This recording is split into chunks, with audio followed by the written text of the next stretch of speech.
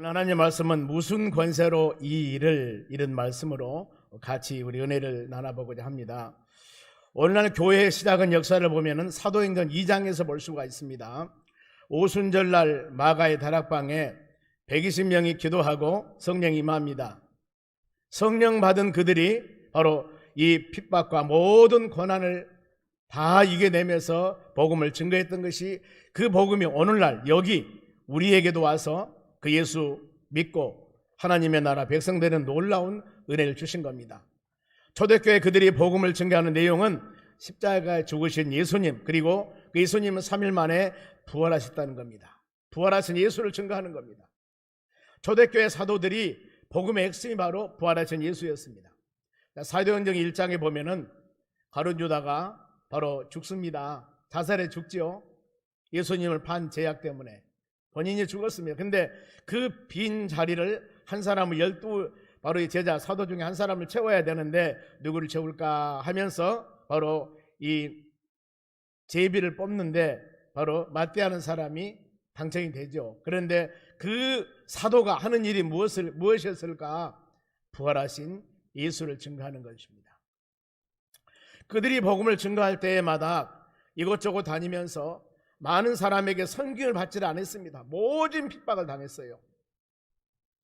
핍박을 순교를 가오가면서 그들은 이겨냈습니다. 이는 하나님의 성령이 그들과 함께 했기 때문에, 하나님의 성령이 충만했기 때문에 이 모든 모진 핍박을 이겨나가신 겁니다. 2021년도 새해 우리 소망 가족들은 성령 충만하고 오직 성령 충만함 받아라, 그리고 우리 예수님과 동행하는 그런 바로 믿음을 가지고 한 해 승리해 나가는 여러분이 되었으면 합니다. 본문에서 초대교회 성도들이, 바로 사도들이 성령 은혜를 받은 후 수많은 핍박을 담대하게 승리해 나가는 그런 장면입니다. 이런 신앙을 갖는 것은 바로 우리가 깊이 말씀을 묵상하면서 오늘날 코로나19로 많은 어려운 환경 가운데 살아가고 있는 우리도 동일하게 하나님 말씀 붙잡고 성령의 충만함으로 이 모든 일을 잘 이겨나가는 여러분이 되었으면 합니다. 사도들이 하나님의 성령 은혜를 받고 예수 복음을 증거할 때, 부활하신 예수를 증거할 때 섬김이 아니었죠. 많은 바로 핍박과 어려움을 당합니다. 그러면은 본문의 3절에 그들이 지금 핍박받은 상태를 한번 보겠습니다. 3절 말씀입니다. 그들을 잡음에, 즉 복음을 증거하는 사도들을 날이 이미 저물었으므로 이튿날까지 가두었으나, 감옥에 가두는 거예요. 복음을 증거하는 것 때문에 사도들이 지금 감옥에 들어가는 겁니다. 왜 감옥에 바로 들어갔을까? 분명히 2절 한번 다시 볼까요? 본문에 앞에 있는 2절 말씀 보면은요, 예수 안에 죽은 자 부활이 있다, 백성을 가르치고 전함을 싫어하며 그랬습니다. 예수 믿으면은 바로 죽은 자 예수 믿으면은 은혜 받고, 예수님이 십자가 죽으셨는데 예수님은 부활하셨다, 이것을 백성들에게 가르치는 거예요. 그러니까 이것을 싫어하는 겁니다. 왜 그럴까? 예수 복음을 증거하는데, 부활하신 예수를 증거하는데 왜 그들이 핍박을 하며 싫어할까? 이것은 종교 지도자들, 그 중에 사두개인들이 있습니다. 이들이 심히 핍박을 하는 거예요. 사두개인들이 어떤 사람들이냐면은 정의로운 자라는 뜻이 있는데 정치적인 종교인들입니다. 이들은 계급과 생활이 상당히 부유한 자들이죠. 그리고 공회의원으로서 정치 세력을 소유한 자입니다. 이들은 세속적인 신앙입니다. 영적인 세계, 내세를 부인합니다. 그러니까 요한계시록을 부인한 사람들이죠. 바로 우리를 돕는 천사의 존재도 부인해요. 이들은요. 더 나아가서 죽음 후의 부활, 고린도 15장이 부활장입니다만 이것도 부인합니다. 현실에 만족하는 종교인들이에요. 세상 말로 죽음은 끝난지 이런 바로 신앙생활을 하는 사람들입니다. 그러니 어때요?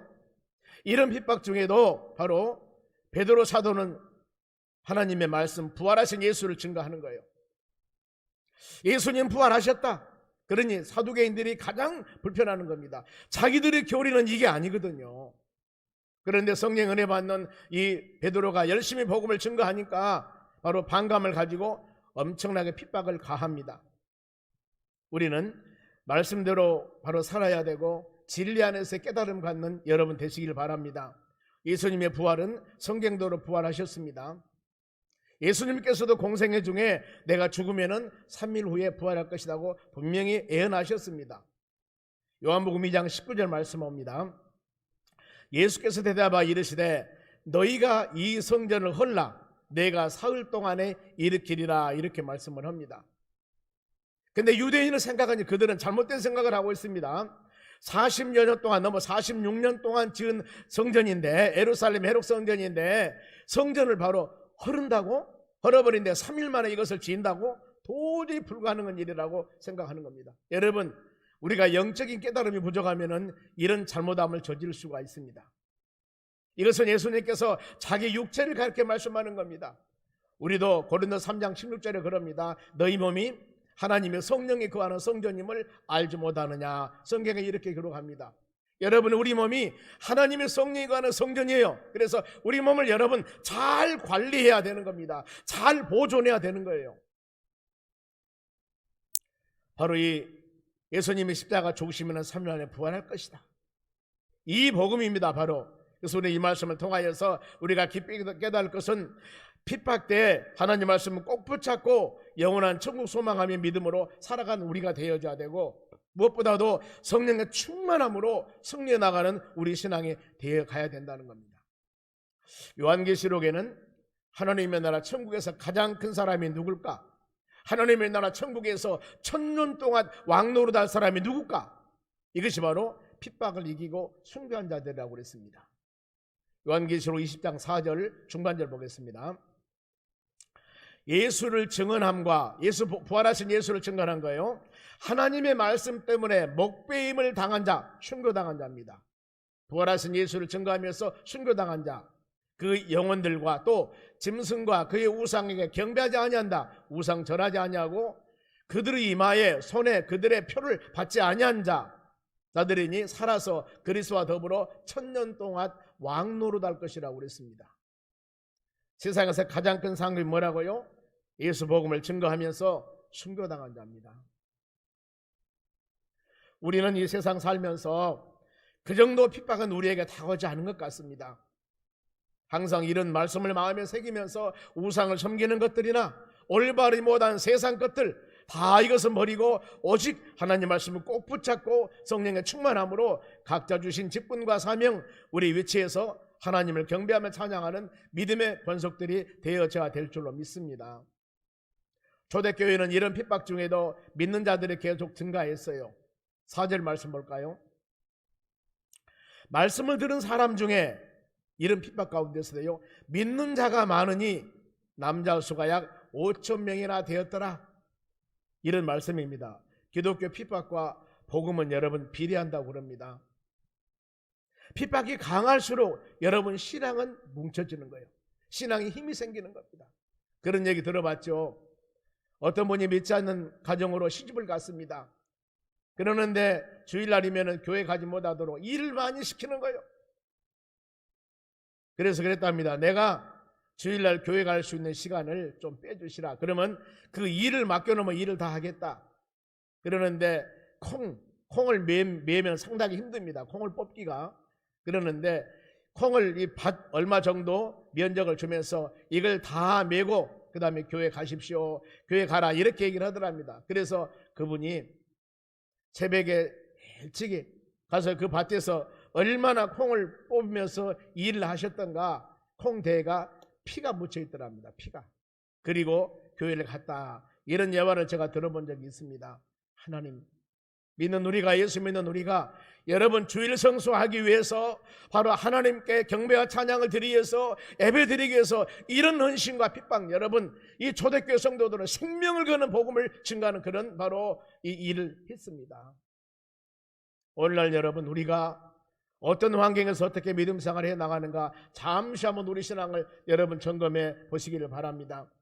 핍박이 심할수록 바로 이 성경에서는 너희는 핍박을 피해라, 핍박을 때문에 숨어라, 이렇게 말씀을 하질 않아요. 마태복음 5장 10절 말씀 한번 봅니다. 의를 위해서 핍박을 받는 자는, 의라고 하는 것은 뭐예요? 하나님 말씀대로 준행하면서 성경 말씀을 지켜가면서 우리에게 오는 많은 핍박이 있습니다. 하나님 말씀대로 올바로 사는데 오는 핍박, 의를 위해서 박해를 받는 자는 복이 있나니 복받는 자라고 그랬습니다. 천국이 그들의 것입니다. 여러분들이 힘들고 어려웠을 때 이런 말씀을 꼭 꼭 마음에 묵상하셔야 됩니다. 믿는 자 수가 5천이나 되었습니다. 핍박 중에도 낙심하지 않고 좌절하지 않았습니다. 시대나 환경을 여러분 타자질 안 했습니다. 이런 가운데도 하나님의 역사는 여러분 계속됩니다. 역사를 중환하시는 하나님이시고 하나님의 계획은 어떤 상황 가운데서 그치지 않고 계속 진행되어 나간다는 것을 여러분 마음으로 깊이 새기시기 바랍니다. 코로나19 모이기를 폐하고 인간관계 차단하고 기독교 본질이 많이 흔들리고 있는 이 시기에 여러분, 우리는 예수님과 동행한다는 그 믿음을 가지고 어느 곳에 여러분들이 계시든가 주님이 함께 하시고 믿는 믿음을 가지시기 바랍니다. 초대교회의 특징을 보면은 사도행전 2장에서 나옵니다. 사도 가르침을 받습니다. 서로 교제합니다. 떡을 떼며 오로지 기도에 힘씁니다. 마음을 같이하여 성전에 모이기도 힘씁니다. 집에서 떡을 떼며 순전한 마음으로 음식을 먹었다. 이렇게 바로 기록하고 있습니다. 그래 많은 사람들이 그럽니다. 초대교회로 돌아가자. 오늘날 개인주의가 팽배하고 있는 이 시대에 초대교회 서로 만나서 교제하고 사랑 나누며 나눔 갖고 이러면서 위로하고 권면해서 어려운 영혼들을 위해서 우리가 기도하고 손에 손을 잡고 하나님의 나라 같이 가자는 겁니다. 여러분, 예수님은 세상 끝날까지 우리 함께 하신다고 약속하셨습니다. 어떤 것도 하나님의 사랑에서 하나님 우리를 사랑하신 그 사랑에서 여러분 끊을 수가 없는 거예요. 환경이 힘들고 어려워도 하나님은 여러분들을 사랑하고 계십니다. 그 주님 바라보면서 믿음으로 이겨나가셔야 돼요. 혹시라도 우리가 힘들고 어려웠을 때 로마서 8장 35절 이 말씀을 꼭 한번 묵상해 보시기를 바랍니다. 로마서 8장 35절 누가 우리를 그리스도 사랑해서 끊으리요? 누구도 여러분 하나님 우리를 사랑한 사랑에서 끊을 수가 없습니다. 환난이라고요? 곤고라고요? 박해라고요? 기근이나 적신이나 위험이나 칼이나 어떤 것도 여러분 우리는 하나님의 사랑에서 끊을 수가 없습니다.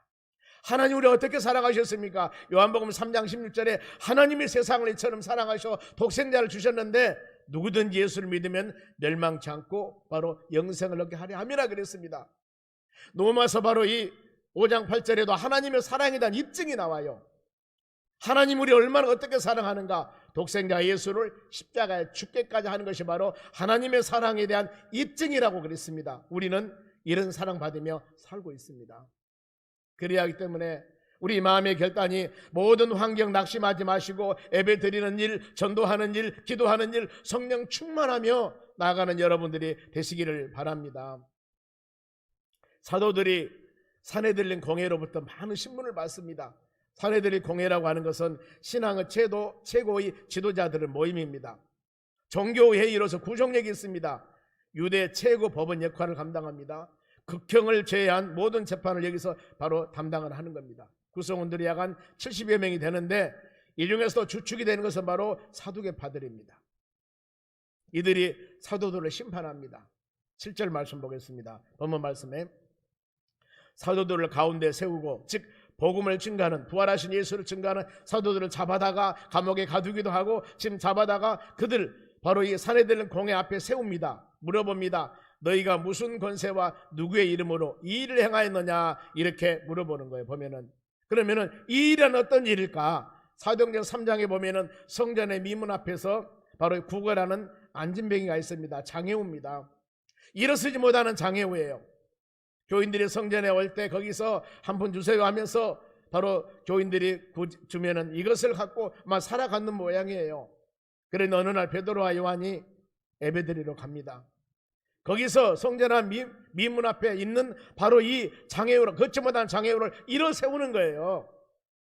그들이 치유하는 방법이 비성경적도 아니고 이단적인 요소도 아닙니다. 금과 은 좀 주십시오. 내게 물질 달라고 했을 때 베드로가 그랬습니다. 금과 은은 내게 없다. 내게 있는 것이 있는데 그것은 바로 나사렛 예수 그리스도 이름으로 내가 너에게 명하느니 일어나 걸어라 하면서 오른손을 잡음에 발목에 힘이 생기고 뛰어서 걸고 하나님을 찬양하며 백성들이 놀란 겁니다. 아니 성전에 예배 들어간 베드로가 예수 이름으로 명하노니 걸으라니까 이 매일매일 그곳에서 구걸하고 있던 이 장애우가 일어서 버리는 거예요. 일어서 버리는 겁니다. 여러분 핍박과 어려움 중에서도 예수 복음은 전파되어져야 됩니다. 바로 성령의 능력으로 치유 사역은 계속됨을 여러분들이 믿으셔야 돼요. 우리가 마음으로 결단한 일은 환경이 힘들다고 여러분 두려워하지 마시기 바랍니다. 이를 이기고 주님의 뜻을 이루어 나가는 믿음의 자녀들, 성령 충만한 믿음의 자녀들 되시기를 주의 이름으로 축원합니다. 그러면은 종교 지도자들의 핍박에 대한 베드로의 답변입니다. 얼마나 담대하는가? 베드로의 영적 상태입니다. 이 많은 핍박이 왔을 때 사도 베드로가 어떻게 그런 사역을 감당했을까? 근본 뿌리입니다. 본문의 8절 볼까요? 이에 베드로가 성령에 충만하여 이르되 백성들의 관리들과 장로들아, 지금 사내들인 공회 앞에 서서 재판받아요. 여기서 잘못하면 너는 사형이다 하면 어려움 당할 수도 있는 그야말로 이 어려운 지경인데 베드로는 조금도 굴복하지 않습니다. 담대합니다. 어찌 담대했을까? 그 말입니다. 성령이 충만했기 때문입니다. 사도행전 2장에서 오순절날 하나님의 성령이 부어주었는데 바람같은 성령, 불같은 성령이 베드로 심령에 임하고 나니까 이런 역사와 능력이 생기는 거예요. 2021년도로 맞이한 우리 소망 모든 가족 여러분들, 우리는 하나님의 영, 진리의 영, 성령이 충만하시기 바랍니다. 그러면서 환경 바라보지 말고 여건 바라보지 말고 하나님 말씀 부여잡고 성령에 충만하여 그 힘을 가지고 하나하나 모든 일을 묵묵히 이뤄나가는 여러분이 되시기를 바랍니다. 우리는 부활하신 예수님 바라보셔야 됩니다. 하나님의 능력을 바라보셔야 됩니다. 하나님의 출애굽한 백성들이 가나안 땅 정탐을 갑니다. 바로 이 모세와 바로 이 10명 정탐한 사람들은 거기에 하나님을 바라보지 못하고 환경을 바라봤습니다. 너희가 하나님께서는 그 바로 가나안 땅을 밥으로 준다고 말씀을 했는데 너희가 앞으로 살 땅이다. 그랬는데 그들이 어땠어요? 10명의 바로 이 정탐꾼은 그걸 바라보고 어쨌어요? 환경만 바라보고 예수님 바라보고 하나님 바라보고 말씀을 바라보지 못했다는 거예요. 이것 때문에 어려움 당합니다. 그러나 여호수아 갈렙은 어땠어요? 하나님 말씀 보여잡고 약속의 땅이기 때문에 우리가 간다. 여러분, 이런 신앙입니다. 베드로 신앙은 이런 신앙이었죠. 환경을 바라보질 않았습니다. 비록 사내들인 공회원이나 많은 사람이 핍박한다 할지라도 오직 그는 주님 바라보며 부활하신 예수님 바라보며 믿음으로 나가는 자였습니다. 그러다 보니까 베드로가 어떤 능력이 있었는가? 베드로 설교에 능력이 있었습니다. 사도행전 2장에 솔로몬의 행각에 설교를 합니다. 말씀을 듣는 성도들이 회개가 일어납니다. 우리가 어찌할꼬 탄식의 역사가 일어나요. 그때 베드로가 답변합니다. 모든 죄를 회개해라. 너희들이 갖고 있는 죄 버려버리고, 즉 죄는 하나님과 우리 사이의 관계를 차단하는 장애물입니다. 이것을 버려버려라.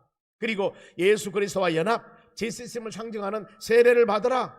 그리고 제사함을 받으라. 그리하면은 하나님의 성령을 너희에게 줄 것이라고 말씀을 하고 있습니다. 이 말씀 들은 후에 세례받고 믿는 수가 얼마나 많아졌냐? 3,000명이나 더 하더라. 초대교회는 여러분 이런 핍박 가운데서도 3,000명, 5,000명 막 부흥성장이 일어나는 겁니다. 여러분, 솔로몬 행각에서 사람들이 지금 말씀을 듣고 있는 겁니다. 보면은요, 얼마나 많은 사람들이 말씀을 듣고 있는가 보세요. 많은 사람들이 모여서 어찌할꼬 회개하면 탄식하는 역사가 막 일어나는 거 보면은요, 베드로가 설교할 때 이 모든 역사가 어떻게 이루어졌을까? 이것은 거기 한 사람 한 사람 모든 심령들 가운데 하나님의 성령이 임재했기 때문입니다. 오늘날 여러분, 우리 믿음의 자녀들, 그 베드로 설교할 때 역사했던 하나님의 성령이 여러분의 심령 가운데 함께 하셔서 하나님의 교회에 함께 하셔서 예배드리는 여러분들 어느 곳에서 예배를 드리든가 하나님의 성령에 충만하여 이런 역사가 일어나기를 간절히 바랍니다. 그런가 하면은 베드로가 성령 충만하여 이 신앙이 담대해져 버렸습니다. 전에는 예수님이 십자가 죽으실 때 바로 3번이나 베드로는 부인을 했습니다. 그런데 성령 받고 난 후에 사도행전 4장 20절에 보니까 바로 이 내가 보고 들은 것을 말하지 아니할 수 없느니라, 이런 담대함이 생겨버린 겁니다. 아니, 그 지금 종교 지도자들에게 그들의 잘못 심판하면 어려움을 당할 수도 있는 이런 상황에서 담대하게 두려움 없이 바로 복음을 증거하는 거예요. 그리고 성령 충만한 베드로는 치유 사역을 역사합니다. 사도행전 5장 15절에 베드로가 지날 때 그림자라도 덮일 것 바라고, 아니 안수가 아니에요. 베드로가 지나갈 때 옷이라도 그림자라도 덮으면 낫을까 하면서 얼마나 많은 사람이 모여드는가. 병든 자와 더러운 귀신 들린 자가 데리고 와서 다 나음을 입었더라. 성경은 이렇게 기록하고 있어요. 여러분, 이런 능력이 어떻게 일어나겠어요? 이런 역사가 어떻게 일어나겠습니까? 하나님의 성령의 역사가 임하니까 치유사기 임하는 겁니다. 여러분, 2021년도 마음으로 힘들고 어려운 영혼들, 아니면 질병과 고통 중에 수많은 여러 가지 환경 가운데 힘든 여러분들, 치유사역을 역사하시는 부활하신 예수님 붙잡고 성령 역사 가운데 모두 영혼과 육신적으로 강건한 여러분 되시기를 바랍니다. 그런가 하면 베드로가 고넬료 가정에서 예배를 드릴 때 성령의 역사가 임합니다. 사도행전 10장 44절입니다. 베드로가 이 말할 때 성령이 말씀을 듣는 모든 사람에게 내려오매 바로 베드로가 고넬료 가정에서 예배를 드려요. 그럴 때 그 가정에서 또 하나님의 성령의 역사가 임하는 겁니다. 대단하지 않습니까? 치유가 일어났습니다. 아니면 가정에 성령의 역사가 임했습니다. 아니면 어떤 상황 가운데서도 두려워하지 않고 담대했습니다. 이 모든 것이 베드로 신앙은 하나님의 성령의 충만함이었습니다. 그리고 베드로의 모든 사역의 근원은 어디에 있었는가? 본문의 10절 한번 보게요. 너희와 모든 이스라엘 백성을 알라. 너희가 십자가에 못 박고 하나님이 죽은 자 가운데서 살리신 나사렛 예수 그리스도 이름으로 이 사람이 건강하게 되어 너희 앞에 섰느니라. 미문화 만진병이를 고친 것도, 장애인을 고친 것도 예수 그리스도 이름이라는 겁니다. 내가 모든 사역을 감당하는 것도 예수 그리스도 이름, 예수님의 능력으로 모든 사역을 감당했노라고 그는 고백을 하는 거예요. 하나님께서 우리에게도, 꼭 맞는 여러분들에게도 이런 능력과 힘을 다 주셨습니다. 성령의 역사로 예수 그리스도 이름으로 우리가 부르짖으며 기도하며 간구할 때 놀라운 역사들이 일어납니다. 다 우리는 그걸 체험하신 분들입니다. 예수 그리스도 이름으로 여러분 구원받았습니다. 예수 믿음을 통하여 의롭게 되었습니다. 그 예수 그리스도를 영접함을 통하여 하나님의 자녀가 되었고, 예수 그리스도 이름으로 기도하고 예수 그리스도 안에 사는 자들에게 성령으로 거듭남을 주시고, 예수 그리스도 이름으로 명할 때 사단 마귀는 물러가고 예수 안에 있는 자들은 결코 정죄함이 없느니라. 이렇게 성경은 수많은 곳에 예수 그리스도 안에서 예수 그리스도 이름으로 사는 자들에게 주시는 하나님의 능력을 말씀하고 있습니다. 그래서 우리는 이런 말씀 마음에 깊이 새기면서 어떤 환경이 우리에게 다가온다 하더라도 이 예수님을 떠나면 여러분 안 돼요. 예수님을 떠나면 안 됩니다. 요한복음 15장 5절에 바로 말씀 묵상해 봅니다. 예수님을 떠나면 안 되죠. 나는 포도나무여 너희는 가지라. 그가 내 안에 내가 그 안에 거하면 사람이 열매를 많이 맺나니 나를 떠나서는 너희가 아무것도 할 수 없느니라. 예수님께서는 포도나무 가지 비유를 통해서 말씀하셔요. 떠나면 안 된다. 나를 떠나면 안 된다. 여러분 항상 우리 자신들을 점검하시기 바랍니다.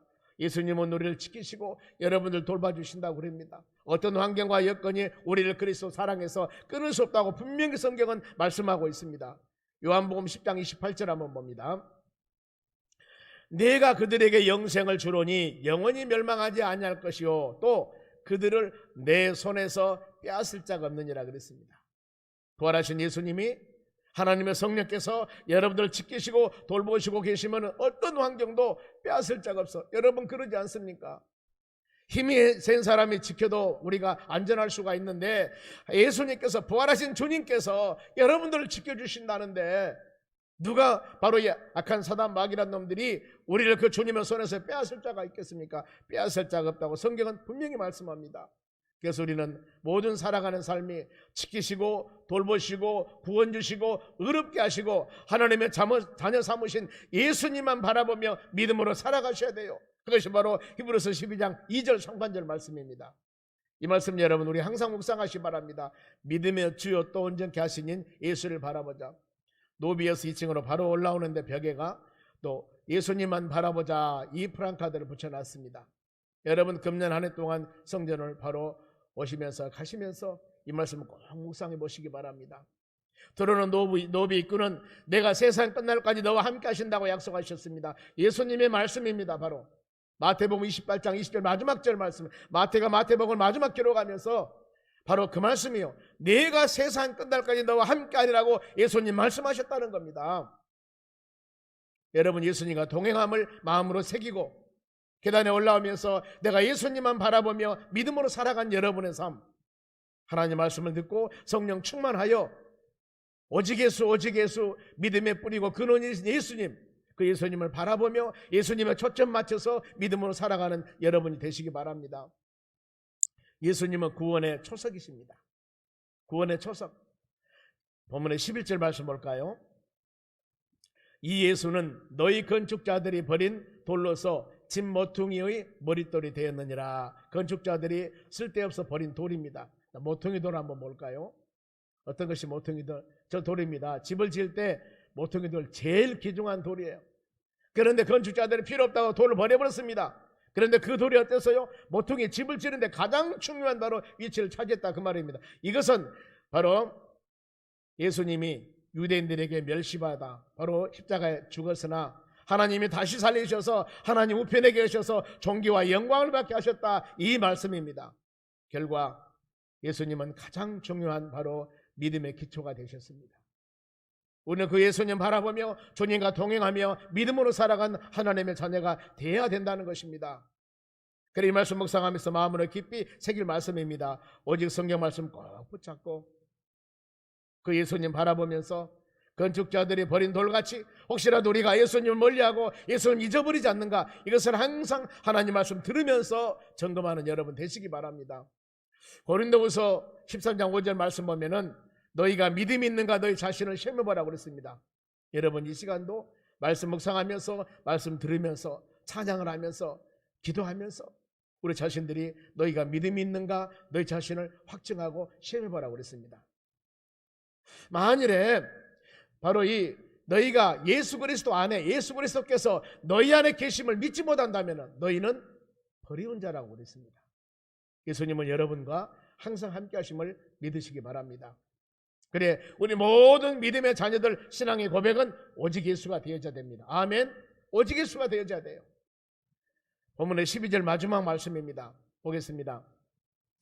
다른 이로서는 구원받을 수 없나니 천하 사람들 중에 구원받을 만한 다른 이름을 우리에게 주신 일이 없습니다 하였더라. 아멘. 여러분 이 말씀은 100번 1000번 우리가 묵상하셔야 됩니다. 다른 이로서는 어떤 사람으로서 우리를 구원받을 수가 없습니다. 어떤 행위로도 구원받을 수가 없습니다. 오직 예수 그리스도입니다. 천하 인간의 구원받을 만한 다른 이름을 주시지 않았다. 갈라디아서 1장에 보면은 바로 바울이 갈라디아 교인들에게 보낸 서신에서 다른 복음을 증거한 사람이 있었어요.